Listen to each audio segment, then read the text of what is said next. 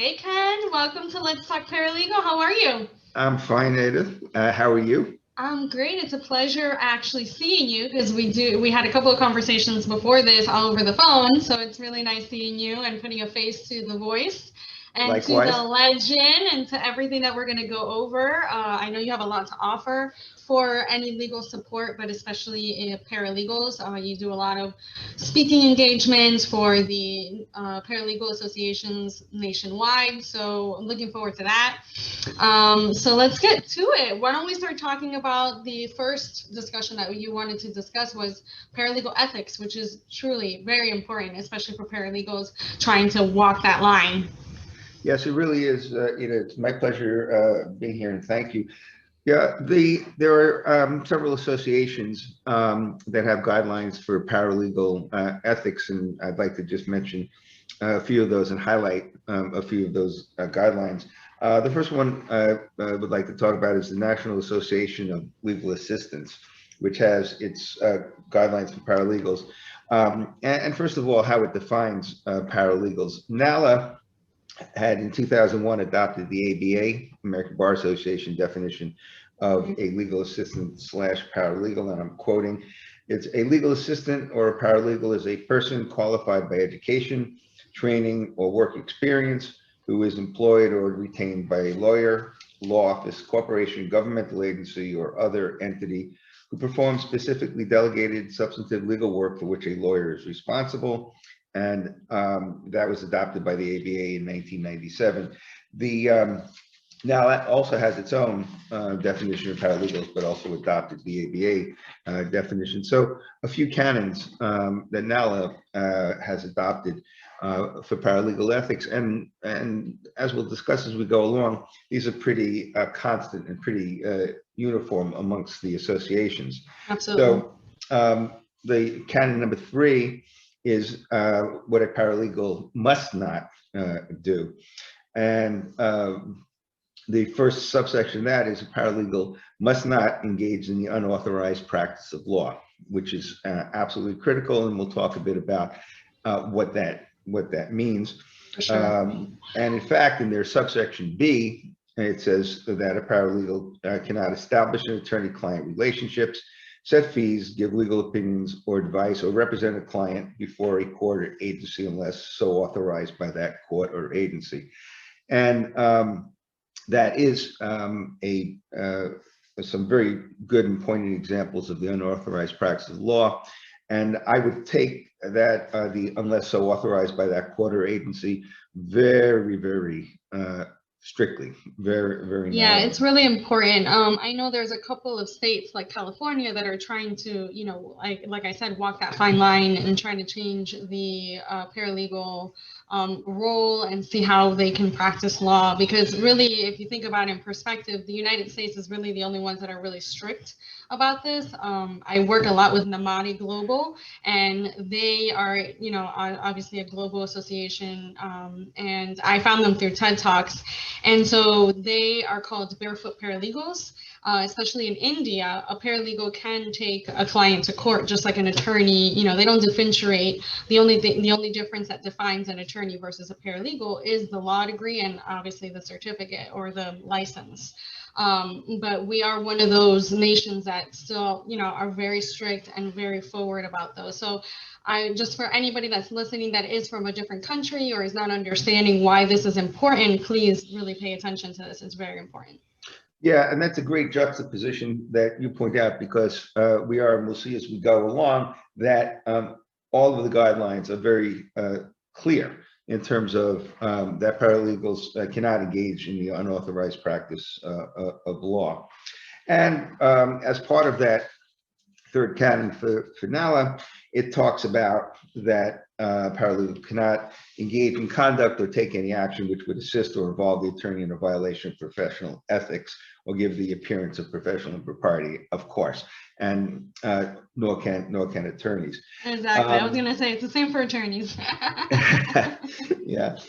And the fourth canon for NALA is they cannot render independent legal judgment in the place of an attorney. And as we'll see, actually, that is part of the definition that has been given for in terms of what constitutes the practice of law as well.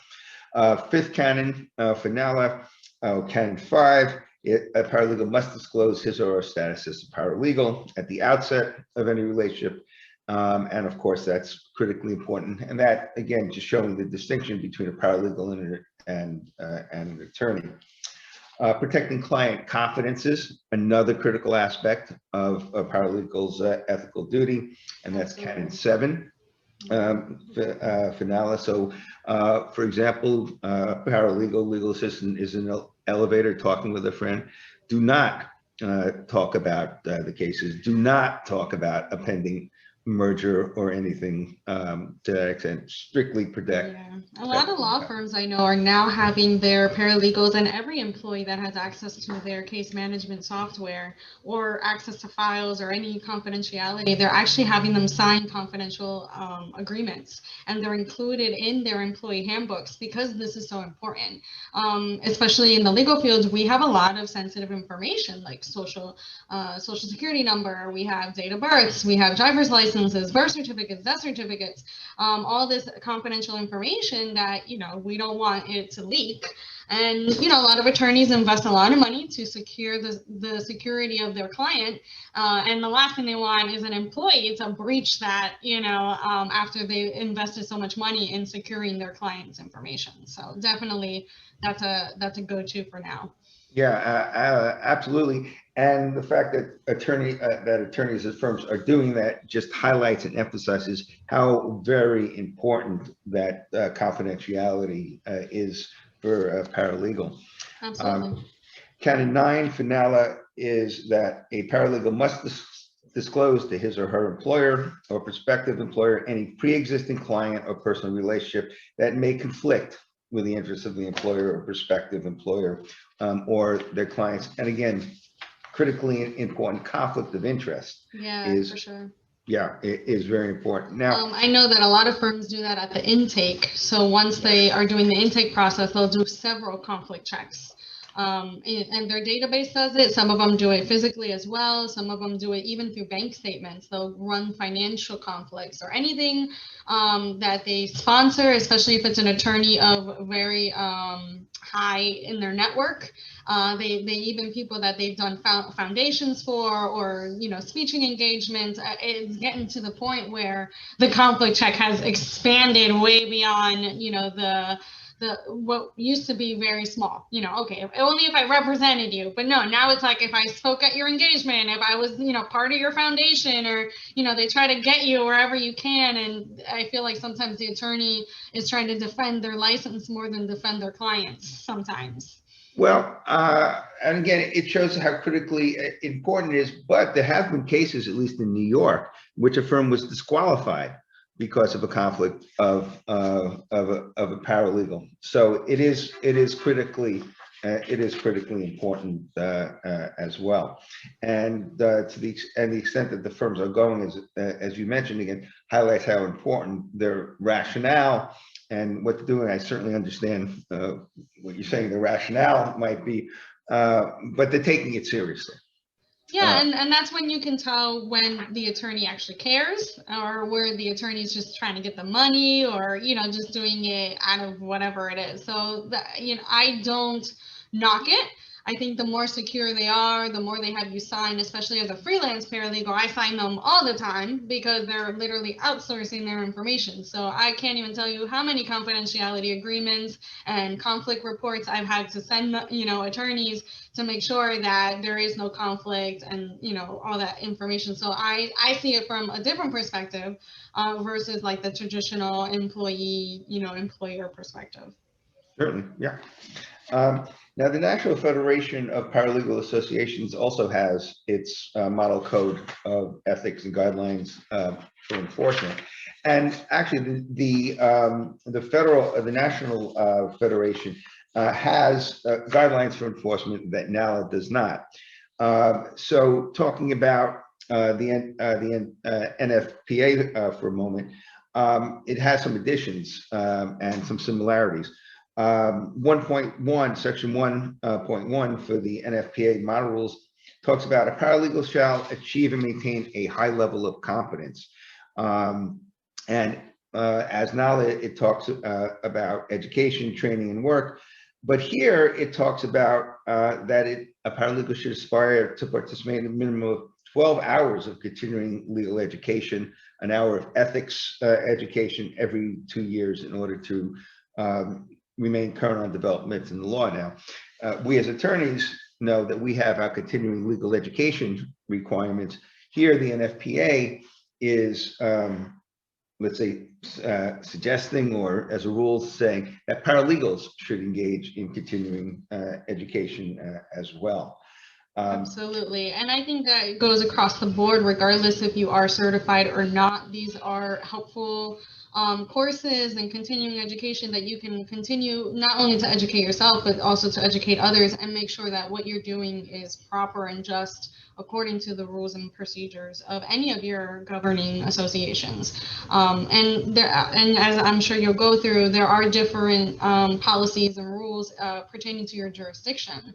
So, you'll have like a county association, you'll have you'll have a city, you'll have a state. So it's important to stay in the known of all the jurisdictions that you are practicing as a paralegal. Yes, absolutely. And so NFPA also talks about a paralegal maintaining a high level of personal and professional integrity. Communicating, for one example, it's Ethical Canon 1.2, a paralegal shall not communicate or cause communication with a party the paralegal knows to be represented by a lawyer in a pending matter without the prior consent of the lawyer representing such other party.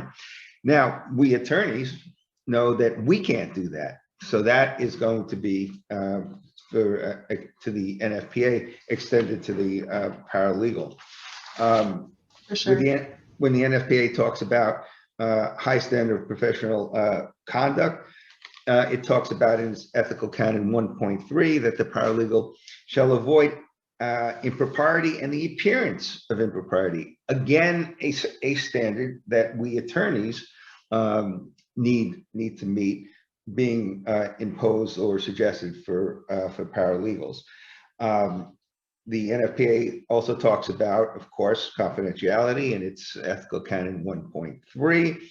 A paralegal shall advise the proper authority of non-confidential knowledge of any action of another legal professional that clearly demonstrates fraud, deceit, dishonesty, or misrepresentation. So we've talked about confidentiality in the practice. What the NFPA rules do is it imposes, and I don't use that in a negative sense, but it imposes upon a paralegal to come forward with such knowledge to the proper authorities.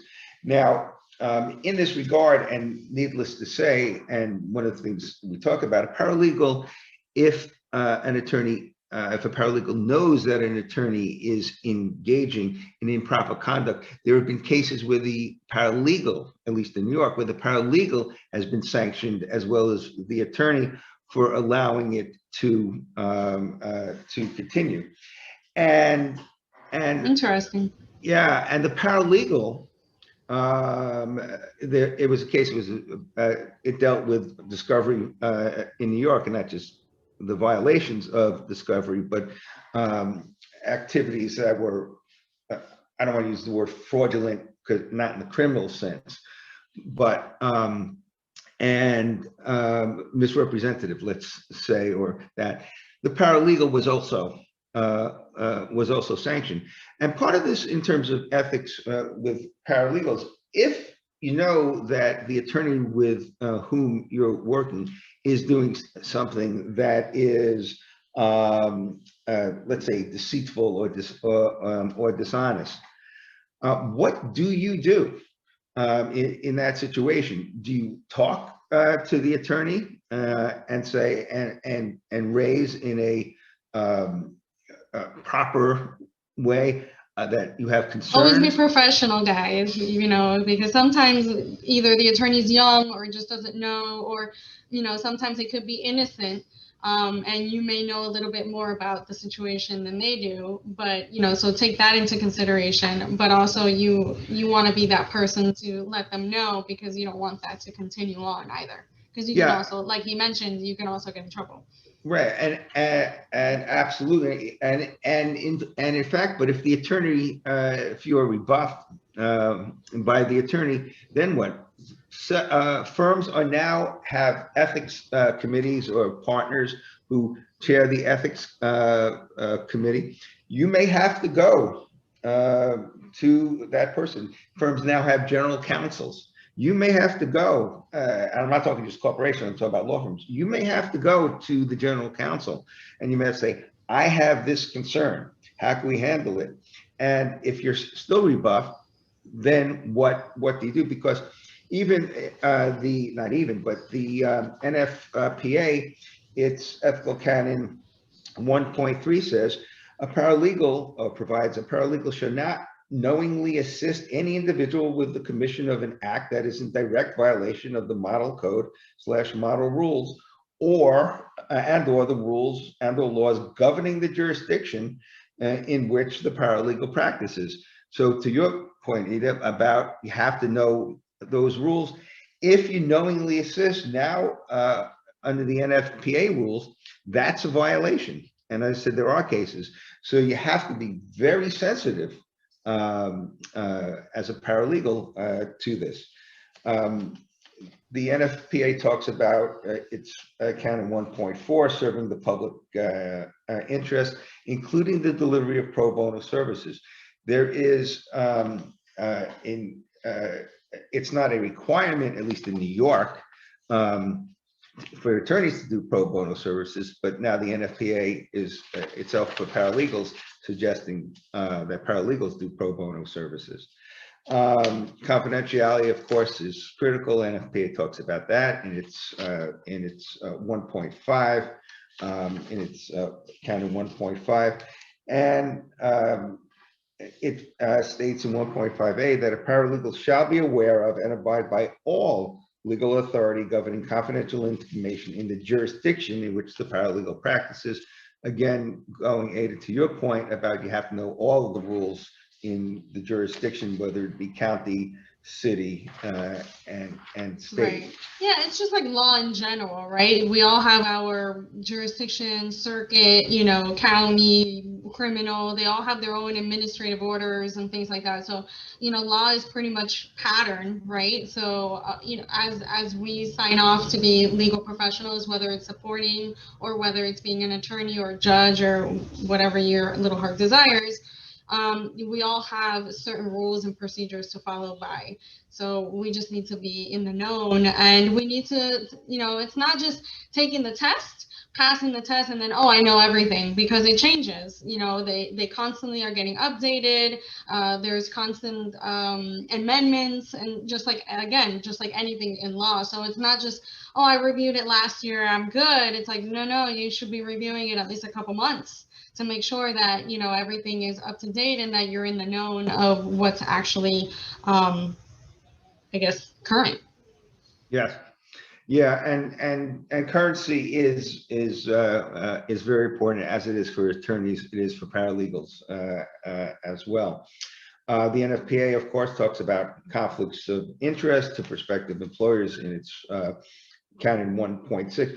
And when the NFPA actually spells out certain things, conflicts of interest from previous assignments, whether for present or past employer, it's 1.6b, and conflicts of interest that may arise from family relationships and from personal and business interests, which is canon 1.6c, and its canon 1.6d says, in order to determine whether an actual conflict of interest exists, the paralegal shall create and maintain an effective record-keeping system identifying the clients. We as attorneys, of course, we have our conflict check system. The NFPA now has a canon saying paralegals need or should be keeping the same type. Yeah, I mean, I think it's important, and not to cut you off, but I think it's important that everybody realizes that paralegals used to be called paraprofessionals. And so we are held to a higher standard, differently than a receptionist or an intake person or even a legal assistant. When you are at the status of a paralegal, you are basically the co-partner of the attorney. You guys work the cases together. You guys are a team. There's no I in team, and it's important that you guys know that as high of a standard that the attorney is held at, so is the paralegal. And I think a lot of paralegals, especially nowadays, are not realizing the severity of the position at the law firm, just because for so long they've been treated as just assistants to attorneys. And a lot of attorneys till this day will still call you an assistant. But if you are doing paralegal work, you are held to the highest standard, same as attorneys. There is no difference. The only difference is that they have a license to practice law and you are under their license assisting them to practice law. But other than that, that's it. You guys, you should be following, if anything, you should be following the ethics of the attorneys as well, with the exception of the non-lawyer, practicing and things like that. But I always look at what the lawyers have to go through, because that's really where you should be doing as well. I mean, there should not be a difference when it comes to ethics on those things anyway.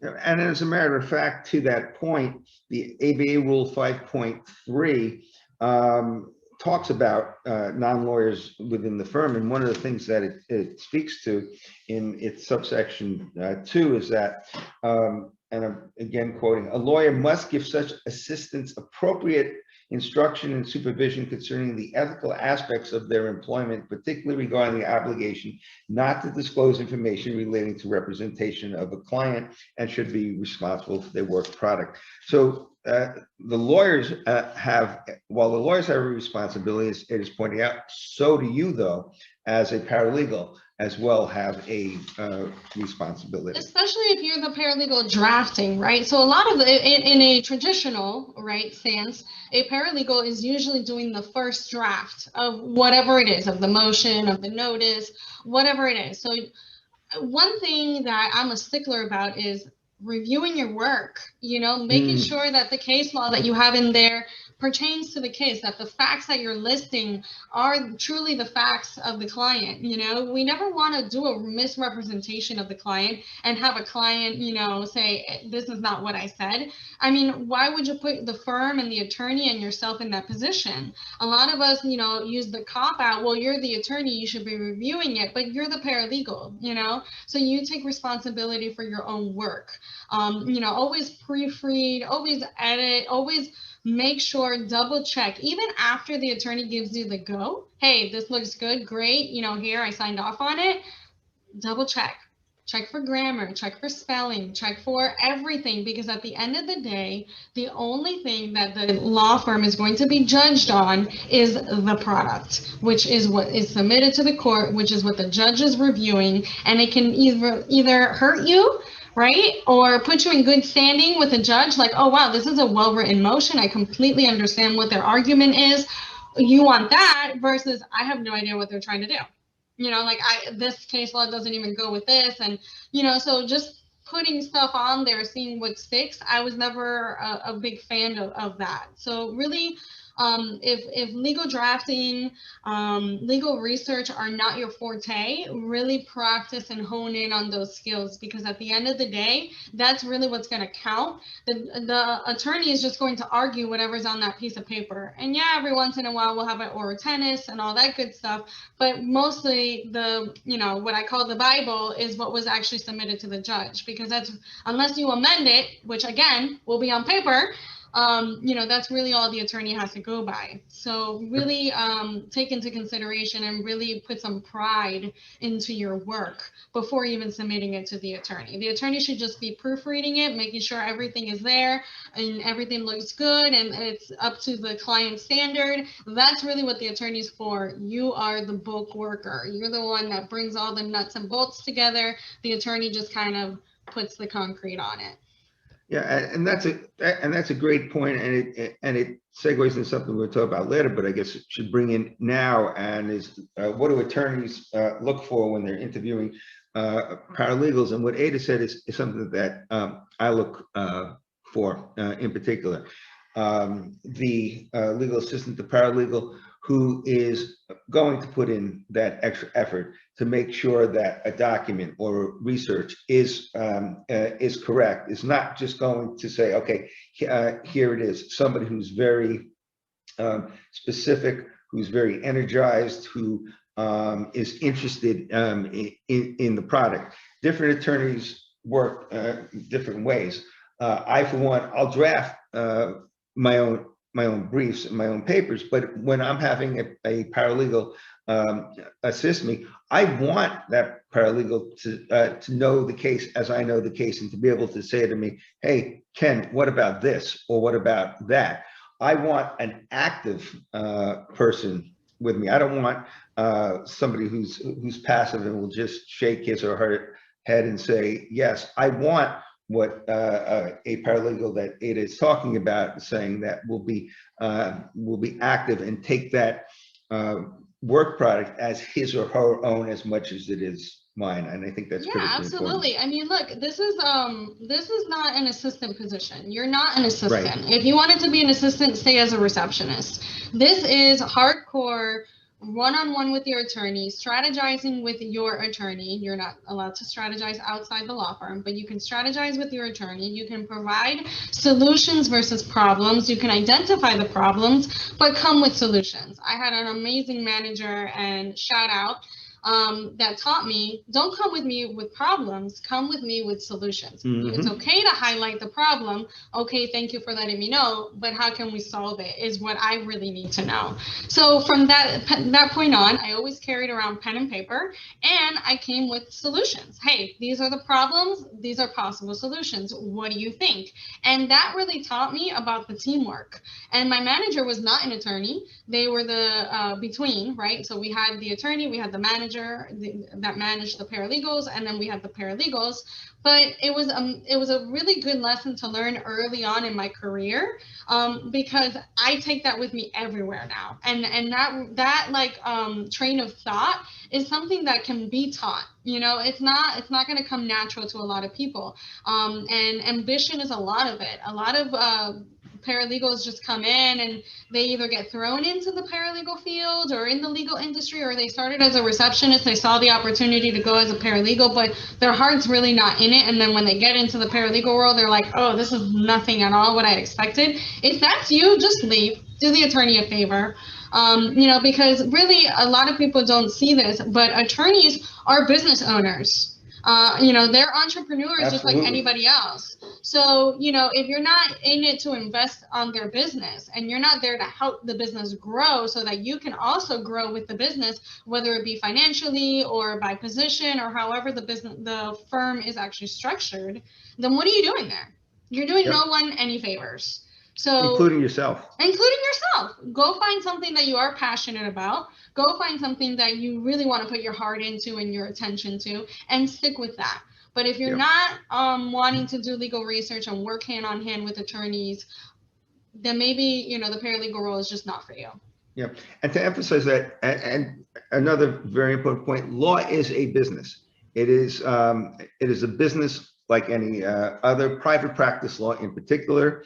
It is a business, and you are there as a paralegal to contribute to that business. And for litigation paralegals, if your case is going to trial, your attorney is going to be working to midnight, if not later. Going to be coming back from a trial day, and which ends at whether 4:30 and 5 o'clock, and issues have come up, and you're going to need to be there with her or him all the way, giving that important support. So, and that's another thing in terms of the ambition that Ada mentioned.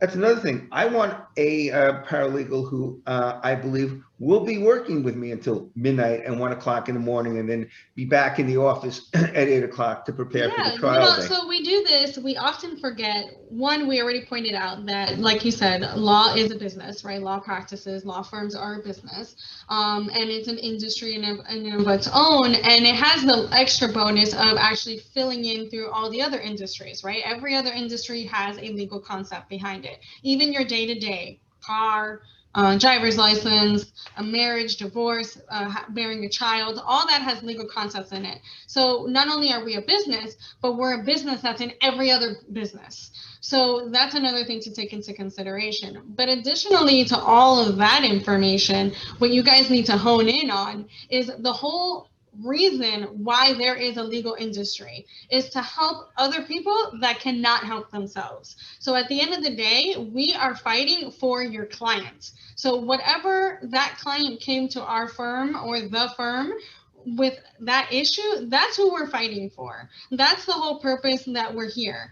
And a lot of people lose that in translation. Oh, right. I gotta work late again. Oh my God, I gotta reschedule this hearing. Like you get so caught up in these little tasks versus if you just switch the switch on your mindset and say, you know what, so-and-so really deserves this hearing. We really need to get this motion out there. You know, this person really needs that opportunity and we really need to get them out of this situation as soon as possible. And this is not only, you know, cases revolving around personal injury or, you know, family law or anything like that. Every person deserves the opportunity and the best representation to the utmost, right? And for every person, and even when it's a business, this is personal. Yes, they take absolutely. They take it very personally. It's very important. It's very important to them. Even business litigation has become personal because in a lot of business litigations, you'll see small family-owned partnerships or entities where you have a dispute. But even in the larger business context. And you see like non-competes, you know, those are like a mess. So all that information, you know, like I did a lot of non-compete work I didn't even last a year there because I just saw the, you know, it was just not for me, I guess. But there, like you said, it doesn't matter if it's a business, if it's a person, if it's an entity, whatever you're defending, the whole purpose that the legal industry is here is so that they get the best shot that they can when it comes to this, because either they didn't know, right, which is kind of the big deal, right? They didn't know. Or, you know, or they got themselves into a situation because of somebody else, right? Somebody else's actions or somebody else's actions. There's really no other word for it. But so all of that needs to tie in together, and we just need to make sure that we're all working for the best outcome of our client, which I think even in your ethics, that's included, you know, that you have to work in the best interest for the client, for both attorneys and paralegals. Yeah. But you also wanted to talk about best practices, which I think that's really important for paralegals to know as well, about the best practices for paralegals. Yeah, there are a couple of best practice, maybe pointers or tips. I mean, first of all, it's prioritizing assignments. Sometimes we are hit with multiple assignments at multiple times, and we need to understand how to prioritize. And while there's not necessarily one answer, if you have assignments which you legitimately cannot finish all at the same time, you're not the person as a paralegal or legal assistant, in my view, to make that decision. Because if you make the wrong decision, it's going to fall on you. Instead, speak with the partner, speak with the associate, speak with the attorney and say, all right, I cannot legitimately be able to do this competently, both of these assignments competently at the same time. Which one should I prioritize? Should I bring somebody else in to help me if there's that person's availability? And that way, the people who are quote unquote in charge, or whose clients they are, know what's going on. Even if you have a case where it's a senior partner's case is worth, let's just say, hypothetically, $100,000, and the associate's case is worth $1 million. It doesn't mean that the associate's case is getting done because it's $1 million case, nor does it mean that the senior partner's case has the priority. Let them decide.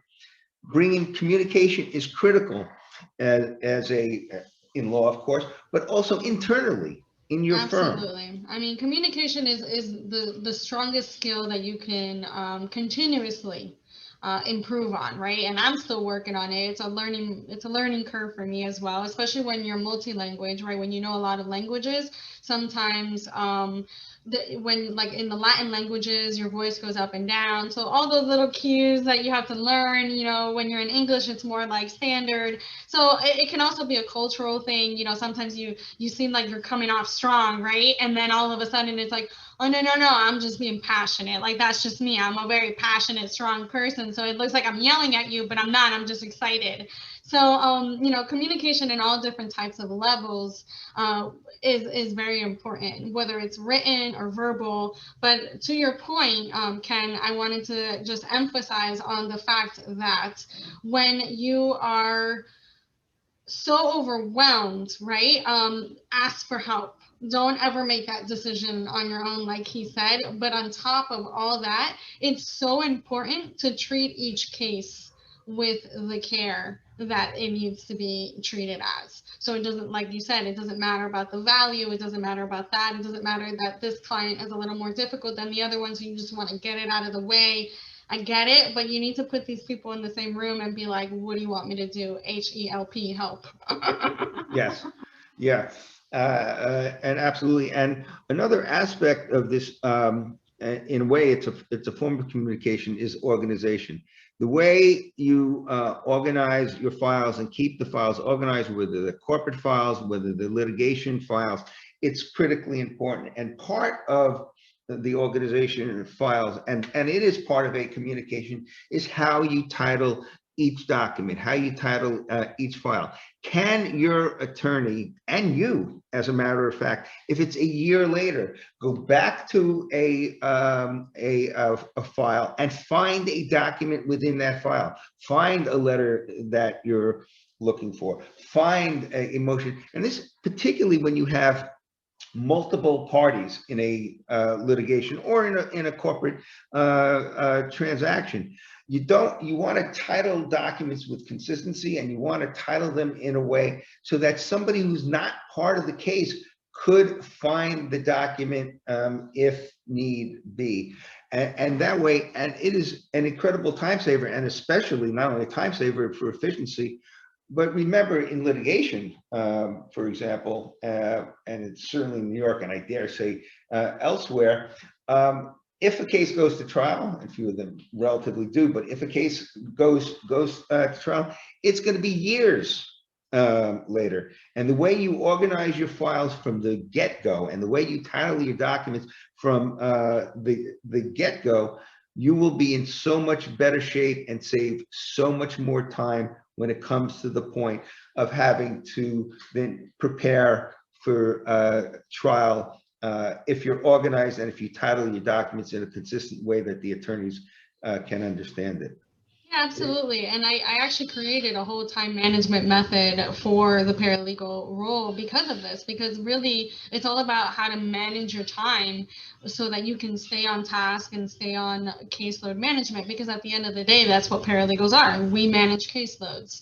So the thing is that you need to learn your software, see how your software can help you, right? Because we have technology now. Technology can be amazing sometimes, or it could be really bad, depending on if you're in the middle of a trial and your exhibit doesn't want to pop up, or whatever the case may be. So, it really depends on technology, where we're at.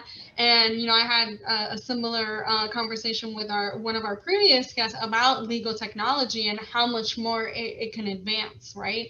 But for now, we work with what we have, and it's really important that you know what the software can do for you, and that you have backup, right? Because again, there's this thing where we need to save those files for at least 7 years, 10 years, depending on your jurisdiction. So that's also another thing that goes back to the ethics and learning the rules and procedures and tying it all in together, that you need to know exactly what it is expected of you, what is actually needed of you, because those are two different things. And the need, sometimes you can complete. The expectation is something that you ask. So definitely know the difference between those two and really stay on the rules and procedures of every level of your ethics, of your law firm, of your tasks, of your job description, whatever it is that really creates your role. And again, this can differ. Every law firm is different, every lawyer is different. So it really depends on how you want to run your role and how the firm expects you to run the role too.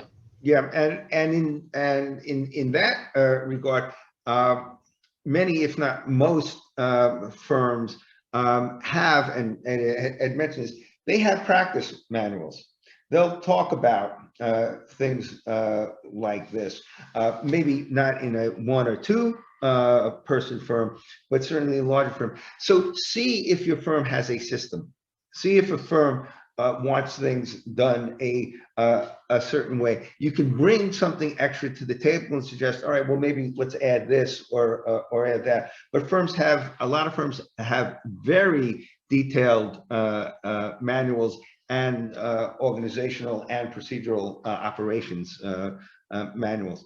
And one of the things that, as we've seen, is bringing it back to the ethics, is a lot of these ethical precepts, even when we're talking about them just generally in just a couple of, they are broad. You look at your state rules, for example, in New York, the New York State Bar Association has rules of ethics, many of which are similar to the ones that NALA has and NFPA.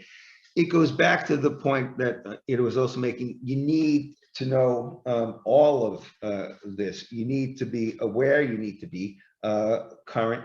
And while you're doing that, you are, as a legal assistant and a paralegal, you're an integral part of the case. You're not just a clerical, and just, I don't mean to demean, but you're not just there to do assistance.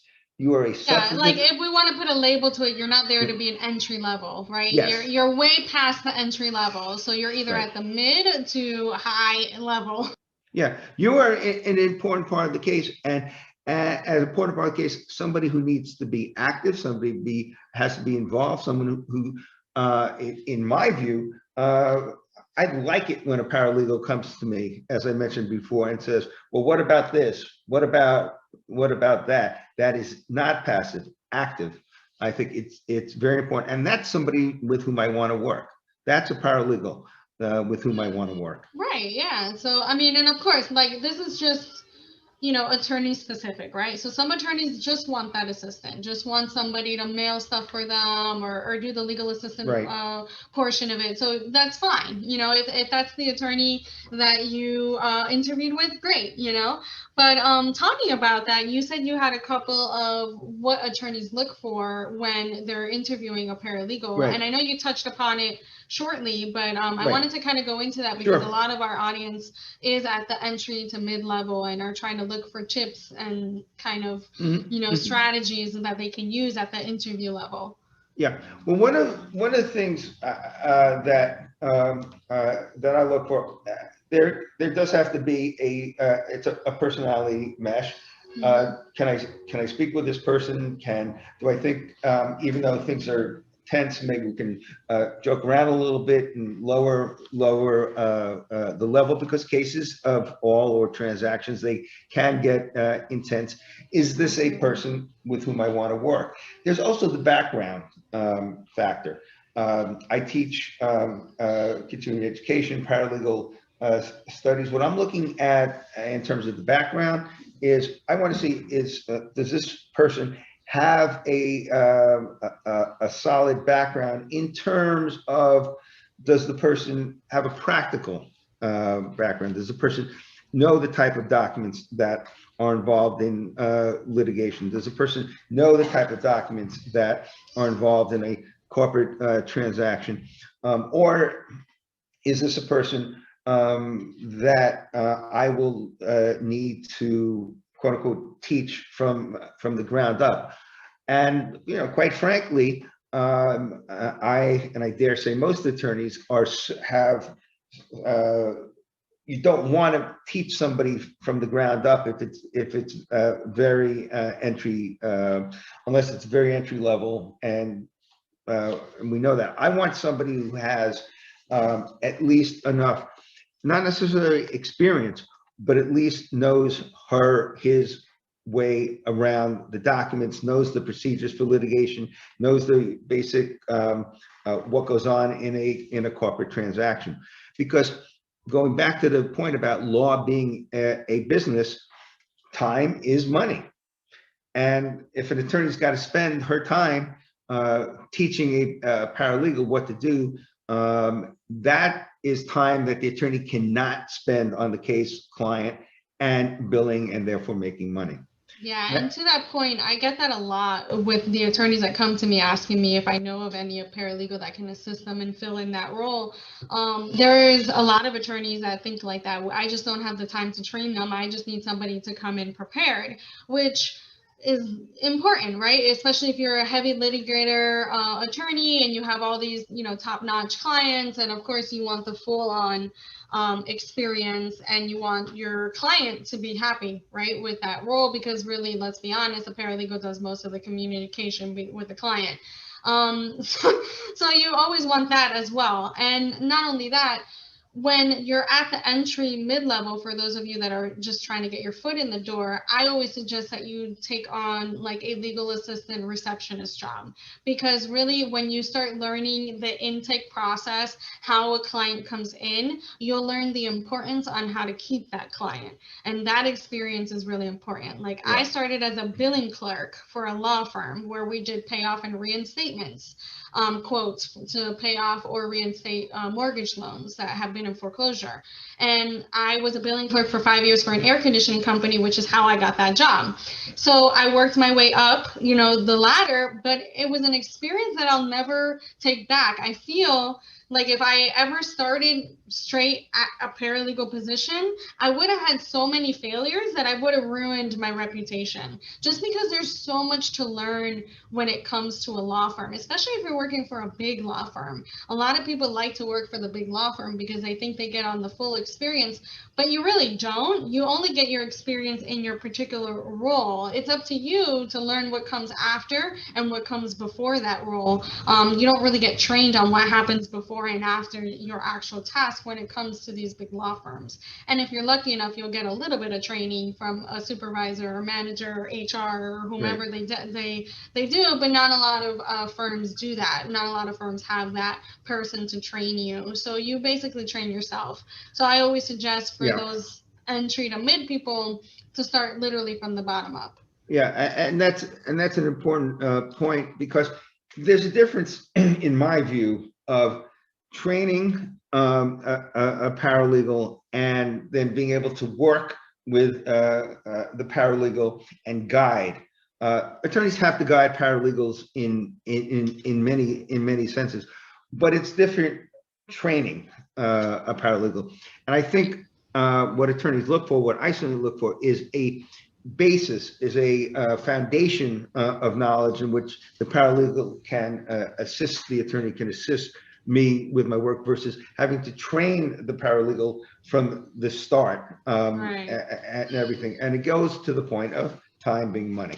Right. And no, exactly. And you want to give, like, there's certain things that you cannot train. Like, you can train on the tasks, right? You can train on how you like your documents formatted, what case law are your go-to case laws, what citations you usually do in X, Y, and Z situations.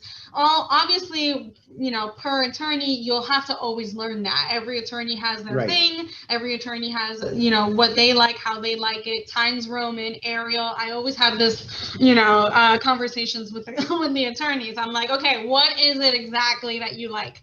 So not every attorney is the same, and you guys have worked hard so that you can have that privilege of saying, no, this is how I want my documents. So, other than that aside, because you're always going to have to learn that, what he's trying to say is you have to train yourself on certain things. There's no way that the attorney can teach you how to handle a client, how to answer the phone properly, even when you're in a bad mood or you're having a bad day or you're having a lot going on. Like whatever happens to you outside the office should not affect you inside the office. And I know sometimes that can be hard, especially now during the pandemic where they merge. But the thing is that, again, this actually goes back to what we were talking about, is the client comes first. You know, not that the client knows it all, not that the client is always right, because sometimes you do have those abusive clients where, you know, you would have to let your attorney know and your supervisor know, hey, by the way, this client kind of crossed the line, you know, and things like that. So sometimes there are situations where your supervisor, your attorney, your manager, whomever is in charge of your role, needs to make that decision as to either, you know, withdraw from the case, or, you know, or cancel their services. There is always going to be that situation. But if they're just a difficult client because they don't understand the process, or they're confused as to what this document says because you're always copying them because that's a policy for the firm, you know, things like little intricacies like that that come as like the administrative portion of being a paralegal, those are things that the attorneys are not going to be able to teach you. Like they're going to expect that from you. They're going to expect that you know how to handle these clients, how to handle administrative work if that's enrolled in your role, you know, how to handle certain situations. Like let's say the judge calls you, cancels the trial, so you got to cancel the court report, or you got to cancel all of this. You know, right. All those little intricacies that come along with being a paralegal, the attorney's not going to have time for. You're going to have to learn that on your own. And there's other outlets out there outside the classroom, outside the firm, where you can learn that. But you have to take it upon yourself, and you have to take those initiatives. If you don't have the experience, you have to teach yourself. Unfortunately, that's just how it is. Yeah, and initiative is that word that Ada that you used is very important.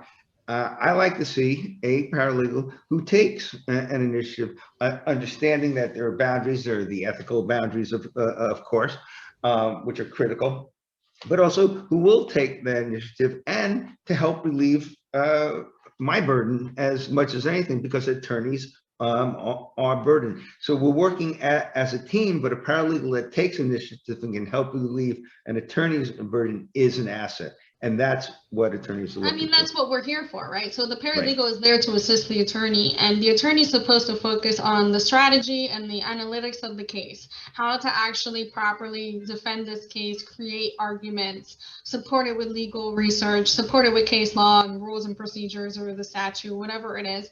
That's their job. Their job is to create the argument, defend the argument, and present the argument. Our job is to assist them along the way in any way that they see fit. So depending on what your attorney wants is how you're going to help them. And that's a conversation that I always tell the paralegals I coach. That's a conversation that you need to have upon the interview process. Absolutely. Not when you get hired. That is a conversation. What are your expectations? These are mine. What are yours? This is how I like to communicate, but how do you like to communicate? You know, all that, like that question where they say, do you have any other questions? Yes, yeah. I do. I have plenty. Absolutely. You know, that's like a great if this point. is gonna work, I need to know X, Y, and Z. You guys have to be honest. You can't be scared. You can't take on the first position just because they gave you the job, because at the end of the day, you're not doing anybody any favors, like you said, including yourself. So, you know, if you're in it just for the experience, or you're there just because they gave you the job, that's not the right, you know, reason to be there. You're there to, oh, I really got along with this attorney. He was amazing. And at times you won't have that benefit. At times you will have a hiring manager doing the interview process. If that's the case, ask them about the attorney. How are Absolutely. they like? What do they like? What they don't like? What are their bad days look like? What do their good days look like? What is their, you know, I wouldn't get too personal. I even had somebody, which was weird, ask about like their personal life, like if they were married or had kids. I'm like, okay, that one. Yeah, that one. You find that out later on. You'll find it out later. But also, and then ask to speak to the attorney. Does the attorney, if it's a attorney, if it's a small firm, does the attorney have 5 minutes? Can I say hello? I think it is absolutely crucial. If there's a hiring manager, I agree with all of Ada said, and in addition, I would say, can I speak with the attorney 5 minutes? You need to know who you're going to be working with, right? Because you're not only working for this firm, you're working with the firm. Yes. And if you cannot do that, then you're going to fail. It's gonna happen. It's gonna be the inevitable. You're gonna either be unhappy, and it's not worth anybody's struggle. So you really need to know who you're working for and with. If it's a team, right? I want to meet my teammates. Who would I be working with? Say a Exactly. simple hello, walk around the office. I always used to do that. Upon my interviews with big law firms, I'm like, hey, can I take a tour around the office? Can I see what, the atmosphere is like and see if I even feel comfortable? Because at the end of the day, if this is the career you want to choose, you're going to be there for the long run. Might as well pick a nice place. Absolutely right. And the firm should want you to do that. The firm should Right. actually invite and encourage that type of interaction, even if it's going to be, even if some attorneys are very busy and all I can do is say, hi, how you doing? I'm so and Right. so. Or they're in trial, or Right. whatever the case may be. If that's the case, that they're not physically in the office, do the research. Go on the membership site, look at where they graduated from, how long they've been practicing, what affiliations they have, what foundations do they like. Read their bios if they have it on the website. Things like that can help you really get the big picture before you even walk into the interview room, or before you even accept the interview. Because sometimes even by that little research, you're going to be like, I always make this joke because my husband grew up in Gainesville, Florida, which is all Gators. And I had this thing that I wanted to go to Tallahassee and be Seminoles, and they're like arch rivals, right? So every time I see like a Gator attorney, I'm like, I don't know if I'll get along with them because I'm a Seminole. So it's like these little jokes and these little things where you're like, but just to get the picture, like a lot of attorneys now have YouTube channels, a lot of attorneys have podcasts, and they have all these social media outlets that you can get a really good picture of who you're going to work with and who you're going to work for right before you even say yes to the interview. So now that we're all online, now that this is all accessible, and that attorneys are promoting themselves in other ways that they usually wouldn't do, I suggest that you do your research and make sure that the person that you're even thinking to work with, it will be a good fit, not only for Yes. you, but that you'd be a good fit for them. So, Yeah. But for yeah, sure. it's very important. And the attorney should want that too. It Yeah. should be mutual, because I, for one, am not going to want to work with somebody who I don't think that it's a good fit with. So, and even if I'm on trial or something, I would expect that I'm going to take the time, at least 5 minutes, to talk to the person, no matter what. Yeah, If absolutely. it makes, if then we can't hire the paralegal for another Yeah, few that's what days. second interviews are for. Third Yep, interviews, if you can't do it, or whatever the case may be. A lot of people do like second to third interviews because they're trying to vet out people, right? exactly. So maybe in the second interview, you get the opportunity to, meet the attorney that you weren't able to meet, or whatever the case may be, or meet the team. But if it's not like that, if it's just a one and done kind of thing, then definitely make the most out of it. And Yeah. showing that initiative can also put you at the top of the list, because the hiring manager and the attorneys are going to remember that you made that initiative of actually presenting yourself and actually introducing yourself. And that's really important when it comes to, just the whole atmosphere as a law firm. You want to make sure that you get the full on picture. Yeah, So yeah. yeah, and that initiative also shows how you will interact with clients when you're meeting clients. Are you going? Clients want to see people in their law firm who are confident, who present themselves well. You, as a paralegal, are going to be part of that law firm and part of that presentation. And Yeah. and whether it's litigation or corporate, they don't want to see shrinking violets. People are going to shy away, and you're part of that You're portrayal. part of the process. You're part of the Yes. process. Every firm has their own process. And, I know a lot about that because I do a lot of process improvements and development for law firms. But every firm has their process. And every time you may need a little tweak here and there. But hey, at the end of the day, that's the process you need to learn. You need to learn how everything works, who's who you can go to when you need a helping hand or when you need a second opinion. All that you want to learn as much as possible, because that's really what's going to get you again at the top of the list. Yes. Yeah. Yeah. And it's very important. And to get to that top list, that you stand out from amongst all the others. And what we've been talking about in Ada's points is how you can get there and how you can impress. Absolutely. Well, thank you, Ken. I appreciate My your pleasure. time. I know you're crazy busy, so I appreciate you taking this hour with me and really giving a different perspective to the paralegal role from an attorney role. Everybody here is an attorney. He's in New York, Fortunately. but none of this is legal advice. This is just educational. But yes, for sure, definitely. I appreciate your time, and I thank you for coming on my podcast and on my YouTube and really taking that time to really inspire and educate, paralegals, because I know you do that on, daily. So this is really cool to actually get like a one-on-one with you. It's been my pleasure. Thank you so much. You as well. Bye.